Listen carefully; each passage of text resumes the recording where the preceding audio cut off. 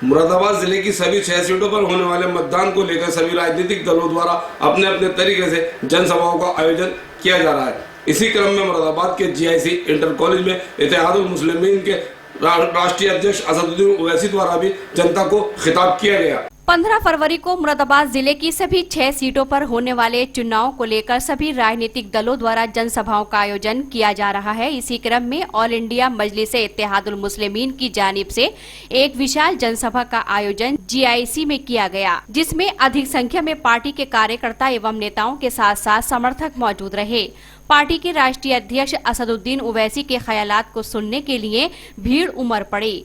जनसभा में पार्टी के राष्ट्रीय अध्यक्ष के संबोधन से पहले हैदराबाद पार्षद वजाहत अली खां, वरिष्ठ नेता आसिफ सलमानी, प्रदेश अध्यक्ष शौकत अली, हैदराबाद के विधायक अख्तर इस्लाम सहित मुरादाबाद 27 देहात प्रत्याशी हाजी असलम अंसारी संबोधित करते हुए ऑल इंडिया मजलिसे इत्तेहादुल मुस्लिमीन एजेंडे की जानकारी दी। संचालन जकीर रायनी ने किया। जैसे ही पार्टी के राष्ट्रीय अध्यक्ष असदुद्दीन ओवैसी माइक की तरफ बढ़े तो जिंदाबाद की सदाएं बुलंद हो गयी। हर तरफ से असदुद्दीन ओवैसी जिंदाबाद और ऑल इंडिया मजलिसे इत्तेहादुल मुस्लिमीन जिंदाबाद के नारे लगाते हुए उनके समर्थक दिखाई दिए। इस मौके पर असदुद्दीन ओवैसी ने जनता को खिताब करते हुए कहा कि हमारी पार्टी सभी धर्म समाज का सम्मान करती है। प्रदेश में विकास और शिक्षा के साथ साथ पीड़ितों को इंसाफ दिलाने और गरीब असहाय लोगों की मदद करने का काम करेगी।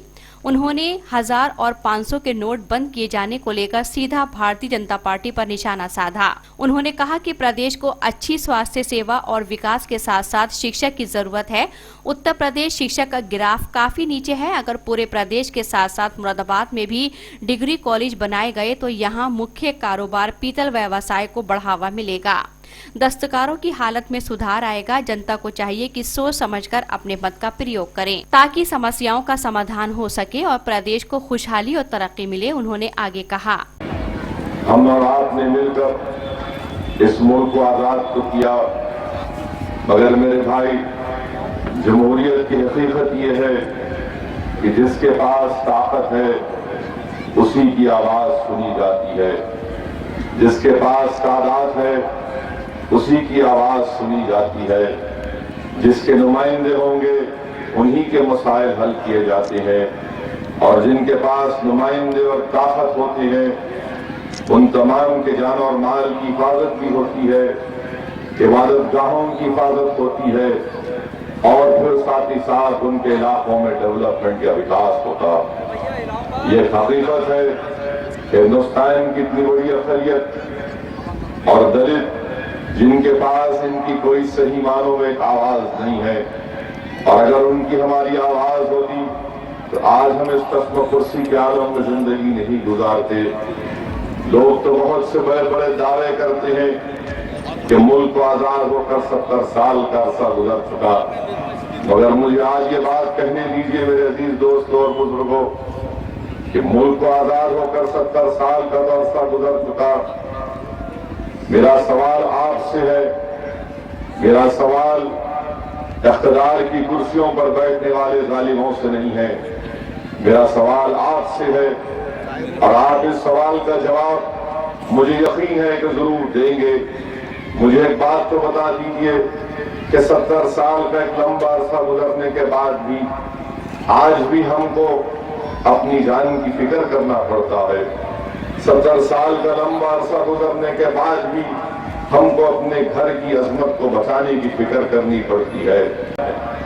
यह डर और खौफ को निकालना है, ये जान का खौफ, तहजीब के खत्म होने का खौफ, जबान का खत्म होने का खौफ, रस्मुल खत को खत्म होने का खौफ, ये खौफ कि मेरी आवाज को कोई सुनेगा या नहीं, ये खौफ कि क्या मैं अपनी मर्जी का इजहार करूंगा या नहीं, ये खौफ कि कल सुबह जब सूरज निकलेगा वो मेरे मुस्तकबिल का फैसला करेगा या नहीं। मेरे अजीज दोस्तों बुजुर्गों, यही चीजें हैं जिसकी तरफ मैं आपकी तवज्जो मबजूल कराना चाहता हूं।